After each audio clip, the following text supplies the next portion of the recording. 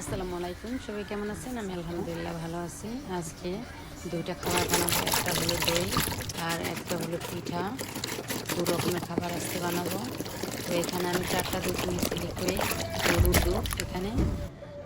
আর পরে আমি আরও 2টা দুধ দিয়েছি, টোটালি 6 কেজি দুধ। এখানে জাল দিয়ে আমি কিন্তু রং মিশাইনি, এরকম জাল দিতে দিতে হলুদ হয়েছে, সুন্দর একটা কালার এসেছে।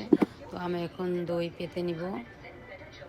তো আমি এখানে টক দই আগেই পানি ঝরিয়ে নিয়েছি ছাঁকনিতে করে। এখন আমি দইটা দুধের ভিতর দিয়ে দিব আর দুধের সাথে মিক্স করে নিব। মিক্স হয়ে গেছে, এখন আমি বাটিতে ঢেলে নিব। এখানে আমি 3টা বাটি নিয়েছি, প্লাস্টিকের ঢাকনা সহ, এর জন্য নিয়েছি। তবে আমার মনে হয় কৌড়ার বা মাটির কোনো পাত্রে দই বেশি ভালো হয়। তো আমি এখন দই ঢেলে নিব। তো 3টা বাটি পুরো ভরে গেছে।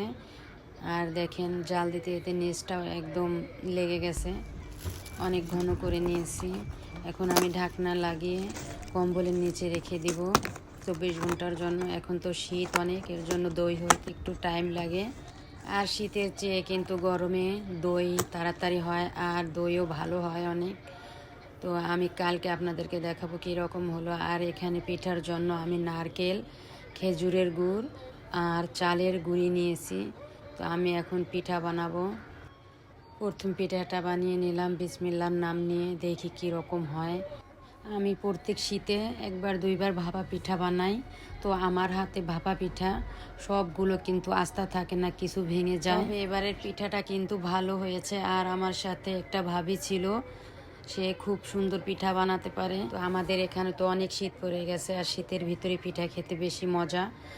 তো আমার কাছে কিন্তু চিতই পিঠাই বেশি ভালো লাগে, গরুর গোশত দিয়ে বা ভর্তা দিয়ে, যা দিয়েই খাই না কেন চিতই পিঠাটা আমার কাছে বেশি মজা লাগে। আপনারা কে কে শীতের ভিতরে পিঠা খেতে পছন্দ করেন? আর এটা হলো পরের দিনের ভিডিও। দই হয়ে গেছে, আপনাদেরকে খুলে দেখাচ্ছি। তবে এবারের দইটা কিন্তু তেমন জমেনি, জানি না কেন এরকম হলো। আমি যতবার দই বানিয়েছি প্রত্যেকবারই কিন্তু ভালো দই হয়েছে, কেন জানি না এবারের দইটা এরকম হলো। সবাই ভালো থাকবেন, আল্লাহ হাফেজ।